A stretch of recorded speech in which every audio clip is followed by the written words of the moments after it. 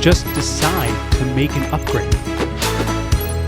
Welcome back to another episode of the Upgrade My Classroom podcast. My name is Kevin McKellar, the host, and this is the show where we teach proactive mental health and personal development strategies for teens so that teachers and education professionals can come and listen to the show and learn some new tactics and learn some new strategies on how to implement SEL and mental health and different decision-making frameworks into their classroom so we can ultimately help foster and craft better human beings. So welcome. Today I have a really interesting and special guest. Her name is Khristen Massic, and she comes from the CTE world, so the career technical world, and she was also an assistant principal. So our conversation is fairly wide-ranging. We just start with the difficulties of COVID. We'll be probably touching on that with many different guests in many different situations because it was such an issue and it still is a prevalent issue. And her time as an assistant principal through that, which was very difficult, of course.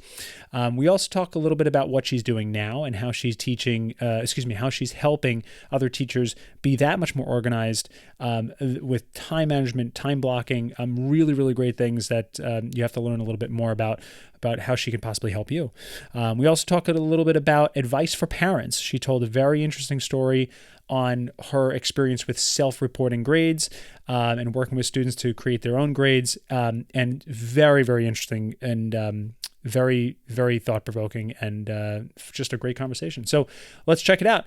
Let's dive into my conversation with Khristen Massic. Khristen, welcome to the show. Thank you so much for being here. I am excited to be here. Excellent. Good to hear. So I'm very excited today because this is going to be a really open conversation with us really digging into your career as a teacher, as a CTE teacher, as an assistant principal, many different roles within the education world. So I will kind of give you the floor here, give you a minute or two, kind of introduce yourself and tell us who you are and what you do. I am a Khristen Massic, and I am in my 15th year of education. So 10 years in high school teaching engineering. So everything ranging from like drafting to robotics to architecture to engineering, 3D printing, everything in between. And then from there, I transitioned to being an assistant principal, and I was an assistant principal at a middle school. And this was like right before the pandemic, then during the pandemic, and after. So some interesting stories and things being there. We were a 6-7 school when I finished, but when we started, we were 7, 8, 9. And then I am now at the district office, and I am a curriculum specialist, and I focus on advanced placement, dual enrollment. We have dual language immersion, so a bunch of like these random programs. So I help support teachers on our district level. And then I also have a podcast. So I have the Secondary Teacher Podcast where I support multiple prep secondary teachers on how to deal with like the overload and the overwhelm that comes with teaching different subjects throughout the day. Wow. There's so much to unpack there. Very exciting. So let's start with the timeline here. Going back where you are now, and then you were an AP through the mess of the last, almost 3 years now. So you had a year or two before that, right? Yes. So it was a vastly different experience. I'm sure. Okay. And then everything got turned upside down. Okay. So let's talk a little bit about we don't have to go into the obvious things because we all know what we went through and what we all know what teachers had to go through. Let me ask you, what do you think the hardest thing about, because we all know there was many hard things, but for you personally, what was the hardest thing about dealing with the first year, say year and a half of COVID? I think the most difficult thing coming back from the pandemic, and we came back full, face-to-face that fall. So we resumed, so we were excused from school in March, April, and we came back in the fall. And there was, just like a lot of others, it was that unknown of, will what have our students been experiencing while they haven't been with us? And how are we going to handle situations that we have no idea are going to arise? Yeah. So what out of that unknown, what were one or two of those things that did come up, whether it was from any perspective, social issues, mental health issues, or just simple classwork issues? Like, what did you see that was more prevalent? I think there was a lot of mental health issues that I've seen more of, and especially from the admin perspective. So we have like a lot more anxiety. We've got a lot more of those issues that are not just being like talked about, but actually like being identified. We are creating 504s for those students. There are just various different things. So besides the learning and like the knowledge gap, but social, we've had like, I felt like we had a lot more discipline issues when it came to phones after the pandemic, because they relied on their phones so heavily during the pandemic. So a lot of like helping students make those transitions, there were things that they missed out on those couple of years. So when they were, I mean, I'm talking 6th and 7th grade students, and just social cues and social norms that they just missed out on. Like, it's okay. You don't have to be friends with so-and-so anymore. Like, this is normal. This is what we normally go through. But almost having to take a step back and like reteach. I guess it wasn't even reteaching, but it was trying to make up for that they missed. Yeah. So you said a lot of like social issues, a lot of social cues. That's interesting because it's the stuff that you can't teach. It's the stuff that being in front of your peers, it's that moment where it's the first week of school and you're still trying to figure out, where do I sit in the lunchroom, because this is going to be it for the entire year. Like, you know, that like those moments really mold kids into young adults. And I understand that. So that was I'm sure that was a rocky road, especially as in a leadership role. Really, I commend you. So I want to switch gears a little bit, and before we come back to some of the things that you've seen in your career alone, let's talk a little bit about kind of what you do now specifically, and who you're helping. And I see a lot of things on the internet, obviously your podcast, but who you're helping and kind of how you're helping them. Because I know obviously your big focus is CTE, but specifically how. Let's get the 411 on Khristen here. So when I was teaching, I felt like I got a lot of mentoring or coaching in like my first 3 years, and then it was gone. And typically, though, even when I was being evaluated and people were coming into my classroom, they would tell me, like, you did a good job, but there wasn't a lot of actual coaching. Like, well, why did I do a good job? And then at the same time, when I was kind of going through this journey, I've got 4 children, and we were struggling with infertility. And I finally was able to get pregnant. And I was like, things have got to change. So at that time, I was super stressed because I was teaching 9 different preps over the course of a year. So 9 different classes, but they were like, some of them were stacked. So I had like 2 different classes that I was teaching during the same class period because we didn't have enough students to fill it. And I was realizing that this was year after year after year of me kind of going through this cycle, and I wanted to be home with my son. I was like, we have been trying to have children. We haven't been able to. And now that I finally have someone, like, I can't be spending all night grading. I can't be spending all night planning. I just, something has to change. And so I went through that, my journey. I lived through it, and come to find out, the stress that I was having from teaching all of those preps and everything that I was doing was actually probably one of the causes of my infertility. And so I really want to help other teachers reduce that stress and overwhelm. And there's key things that we haven't been taught. And even if you were like a pre-education, if you went to college for this, you learned your content, but no one ever said like, well, you could be in a situation where you are teaching 3 different class like subjects, unless you're in elementary school, that's kind of like a given. But Right. like in secondary, no one teaches you how to transition like within 5 minutes during that passing time from one lab to another lab. No one really goes over, there are some key things that you can do that you could actually like recycle for all of your classes. And I just feel like there was a hole there. There was so much out there for your English language arts, for your math, for your science teachers, but there isn't a lot out there for those of us who teach everything else. And I do talk to CTE teachers because that's like the world that I came from, that I live in. My husband teaches welding, so I'm still very a part of that world. And more likely than not, most of those teachers are teaching multiple different preps. Right.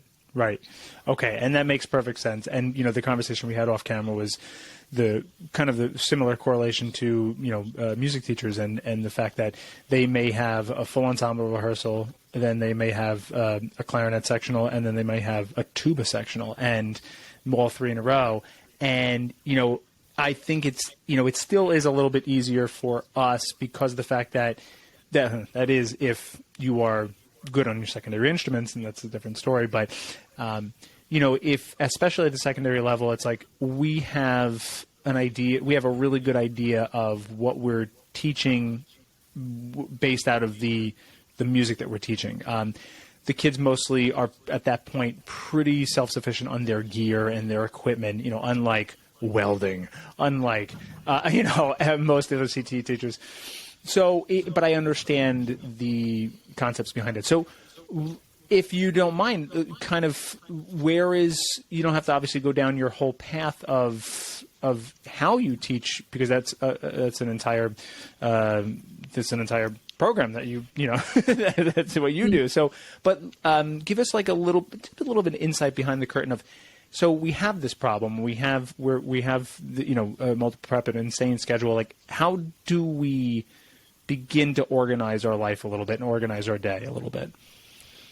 So the first is setting yourself up for success. Once again, not ever taught to us, but you have to figure out, first off, what are some things that you can give up? So you can ask, like, I know from being an administrator that we asked people to do bus duty after school, but there were certain instances that we didn't require that of teachers. Sure. But sometimes it just requires like an ask. So if there are extra things that you are being asked to do, maybe those things can be taken off your plate. The other thing is, don't volunteer for some of those things that could be extra. So kind of, once again, like setting yourself up that way. And then when you're starting to think about your planning, it's maximizing your planning time. So looking at your time blocks, so you probably have like a chunk before school starts or before first period, and it might not be very long. Maybe it's a half hour, maybe it's an entire hour. What can you get done during that time based on your energy level so that you're setting yourself up for success for that school day? And then you kind of chunk your rest of your day to follow that same thing. So then there's a few things too that I've learned with experience to minimize your stress. A lot of stress comes from grading, like doing so much grading, because grading, no matter what we teach, grading and assessment can take a ton of time. So something simple like grading during class. So you are walking around, even if a student is doing a project, you're walking around and you are giving them points as they're going. You're giving them feedback as they're going instead of waiting until this huge project is done, can save an immense amount of time. Another thing that I did was I switched my kind of how I thought about grading. And I went from me being the grader or the one who gives the final mark to having my students doing self-reported grades.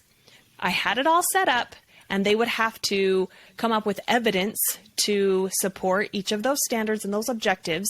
And then they would have a conversation with me or a conference where they would justify the grade that they've given themselves. And I would either agree with them or disagree with them, and either send them, say, okay, I agree with that, or send them back and say, I think you need some more evidence.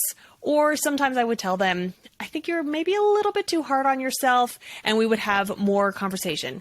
So I started embedding those kind of things into my teaching, and it just reduced everything that I had to do after school or like outside of school contracted hours, I could do during school. And there were like several things that I learned from that. One of which was that my relationships with students needed to be a priority rather than like an afterthought. And having those conversations, those conferences with students, it was great because they were used to coming and conferencing with me regularly, and other students were working. I could talk to, like, everyone knew I was having a conference. So everyone made the assumption that their conference was the same as everyone else's. But if I was having a behavioral problem, I could call out a student and we could be conference about them. So I would never, it wasn't in front of students. No one had any idea. I could check up on students. I would have students confide with me with some things that I would need to go and discuss with a counselor, like turn it over to someone else. And that made me a better teacher. And then on the flip side, it actually increased my enrollment in some of my classes. So I reduced my preps because now I had more students requesting certain classes. And so I could fill up my schedule with those. That's real. There is so much great nuggets there. I really appreciate you sharing that because it builds, time blocking, that is teachers, artists, tradesmen. Like we don't learn enough from, I would think, from the business entrepreneurial world. And I really feel like there is so much, especially in, the CTE world, there's so much to be learned from that. I do want to touch on something that I find very interesting. You mentioned that with the self-reported grades, you had some students come and say, yeah, sure, give me an A. And you're like, I don't know about that. And then you have other students who are like, I deserve a C-. I'm terrible. And you're like, whoa, talk to me a little bit about let's start with the negative, the self-worth. A big part of my programs that I talk about is self-worth. Not only self-worth, but the attachment, sometimes the dangers of attaching self-worth to outside influences, whether it's grades, school, whatever it is. Talk to me a little bit about that experience. That's probably very insightful to the way individual students think about themselves and think about possibly the process of self-reporting grades. What did you find interesting about that, or if anything? I think it was fascinating. So normally I would have students give themselves A- when they had gone above and beyond what was expected. And it was a great learning experience for me, but then also for them. We could go over it was just asking those questions, kind of coaching them through that, because later in life they're going to be asked to do, or they could be asked to do self-reflecting, or how are you doing in your career? Mm-hmm. And going through that with them, letting them know, hey, you met the standard here. Proficient is what I'm looking for. You went above that. And letting them know, there were a lot of times when the light clicked on. There was one instance which I thought was very interesting. I had one time where a parent came back. The student wanted an A-, and she justified it to me. And we agreed that, okay, A minus is good. And the parent came back, said, well, my student should get an A. And it was a really interesting time because she told her family and she told them, oh, I'm getting an A minus and this is why. And so I actually had made a mistake. And so that's why it sticks out in my mind, because I changed the grade for the parent because I was like, you know what? I'm not going to deal with it. She really did do A work. It's okay that I give her an A. Like, I don't feel bad about giving her an A. It's splitting hairs. Yeah. Yeah. But then at the same time, I was like, you know what? Did I actually support that student? Because she felt like she had an A minus and I should have had her back on that, because honestly, we had a discussion and that's what she felt and she could justify it. And I hope that is like my biggest regret. And I never made that mistake again, but that I just wanted her to feel validated in her self-assessment so that later on in life, she can go back to that knowing that that's right. I can gauge where I am specifically. And I think that's what happened with those negative students too, that would have that, is that they need someone to walk them through their self-assessment process, because no one has ever asked them to do anything like that. Usually someone just told them, this is how it is. This is what I expect. And so they're looking at that perception. So if somebody gives them a C or a B, then they internalize that. They're not a lot of times sure why they got that. And so I think that was the biggest aha when I started doing these self-reported grades, was being able to teach the students how to reflect. And then we would just discuss it back and forth like a coaching conversation. Yes, I agree with you. No, I don't agree with you. Here's why. And let's really go through this and hopefully build those skills for later on. How important, well, let me formulate this question here. How important do you feel it is? No, all right, here we go.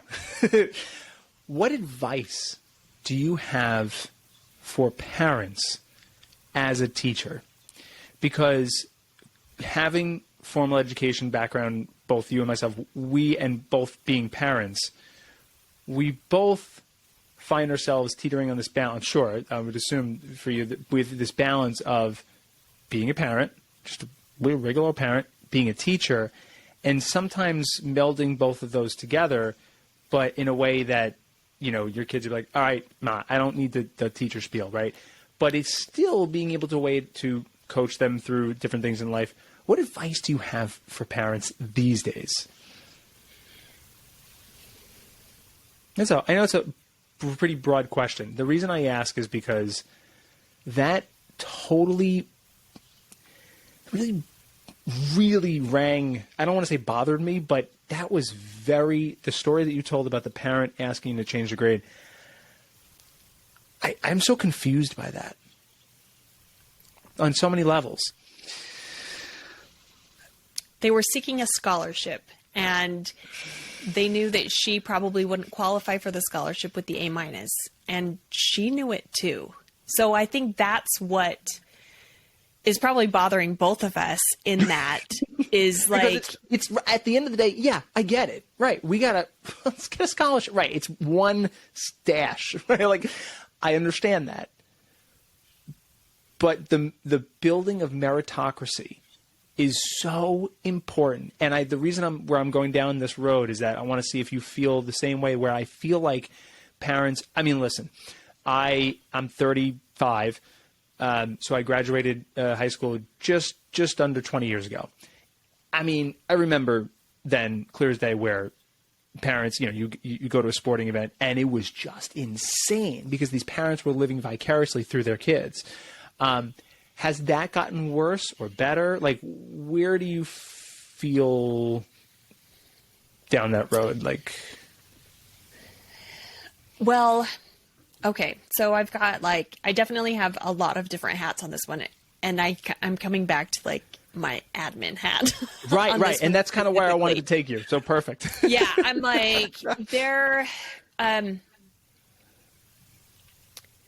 our biggest support as educators are the parents. We can't do anything without parental support. So when it comes to helping teach a child, helping to discipline a child, helping to improve a child, if we don't have parental support, we can do as much as we can during that school day. But the moment they leave us and stuff is completely thrown out the window, that's what makes it frustrating. There are several times where a student would be disciplined and then the parents would do the opposite and almost reward them for getting into a fight because they stuck up for themselves versus letting them know, hey, that was inappropriate. There were several times, going back to the phones, where students were having issues with phones. Maybe there was some bullying, some texting going on back and forth. We would recommend, we can only do what we can. We would recommend, hey, keep the phone away, maybe not have it the weekend. And then something would come up over the weekend, and then it was now our problem again. But the parents weren't parenting. They didn't take the phone away from their child. Right. They didn't protect them from the meanness that's still going to happen from 6th and 7th graders if they get online. We grew up in a totally different world where we could go home and we could be at home. Right. And so I think that's my biggest, so couple things of advice, you are the parent, please help support us as educators. You are sending your children to us. We want what's best for your children. You want what's best for your children. Let's work together instead of be enemies. And then the second one would be connect with your child. Spend time in connecting with them, because even in that other story that I gave, and I don't know what happened exactly with that family, but I would hope that if I was in that same situation and my child came to me and they trusted me and they could tell me what they were feeling with that grade situation, then I would have supported them, even if it meant that they wouldn't get the scholarship, because we had built that connection and that trust at home. Right. And at the end of the day, it's their lives, their decisions, and you are there to facilitate the education of that child in the moment. Yes, we are trying to build and foster healthy and educated adults into the world. Yes, but there's this. Yeah, listen, teaching is gray, right? It's not always black and white. Very often is it not black and white. It's a lot of times there's a lot of gray area. So I really resonate with that because as a parent. It changes. And I always had that philosophy being, from the teaching background, but it's just, I'm so glad you said that, because any teachers who are listening to this, we need to, yes, of course you formulate that, what Khristen just said into a packaged way to explain that to the parents. But that's important. That's an important message. Every time we get in front of parents to reiterate and say this is not daycare. This is not daycare. This is, school is a new thing, really. It's kind of new. I mean, in the last 200 years or so. So either way, I really appreciate you sharing that with us. I'd like to begin to wrap up a little bit with kind of a question that I think can bridge two areas. A lot of what you teach teachers is what I'm learning is a lot of organization, productivity, time management, a lot of things like that. And have you found teachers that work with you? Have you found that they are then able to become not only better teachers, but happier teachers and more understanding teachers and more compassionate teachers?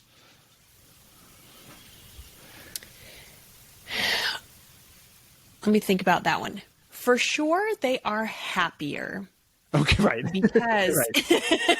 if you enjoy your job and if you have a life outside of the school, if you are not solely a teacher, if you can also be a parent, if you can be a partner, if you can have hobbies, if you can do all of that, you are going to be happier because your life is not your job. Right. You can be happier that way.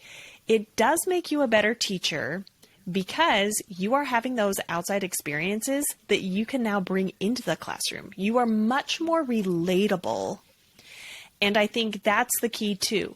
With the relatability, having some of that weight and stress taken off of you from a student's perspective, from my admin hat again, there are a lot of teachers that students feel like just don't like them. And I think a lot of it is that their brains they're not quite developed, so they can't pick up on the social cues that maybe it's not so much that the teacher doesn't like them, but the teacher is stressed out and the teacher is trying to do everything that they can. But because they have so much on their plates that it transpires or it's interpreted as hate or just these Exactly. bad feelings. And I know sometimes I even do it with my own children. When I'm stressed out, that's when I'm more likely to yell. I'm more likely to do other things. And I know the exact same thing happens in our classrooms. And I've dealt with several times where the same students are being removed from the same classes over and over again because that teacher does. You can just feel it when you go into their room. So my hope is that when I work with these teachers, for sure they're happier, and because more is taken off their plates, but then that's also like trickling down to their students because of the lessening of their stress. I'm so glad that that's what you truly feel, because I recently just interviewed a energy healing coach, Molly, and we talked about just in general our nervous system and the energy that we put into it and exude from it.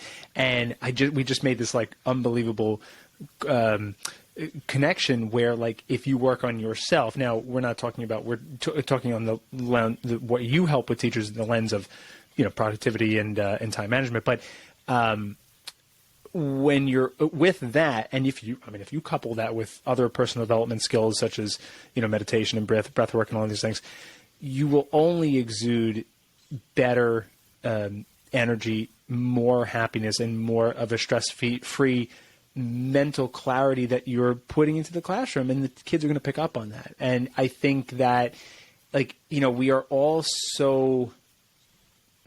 we get into teaching because we want to make a difference, and we want to be the best teachers that we can be. So we want to be the best teachers that can be. Oftentimes, teachers forget to put on their own oxygen mask before they help others. And I think people like you and numerous other people out there are doing the world more of a justice than we even realize. So really, thank you.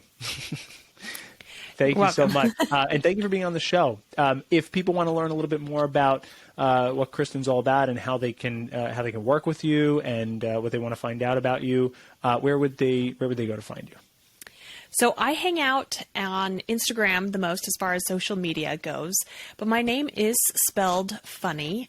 So it's at Khristen Massic, KHRISTENMASSIC. And then you can also listen to productivity tips for helping multiple prep teachers on the Secondary Teacher Podcast. I love it. Khristen, thank you so much for your time. Thank you. So that's it for today. I hope you enjoyed that conversation with Khristen Massic. Very, very insightful. What a pleasure.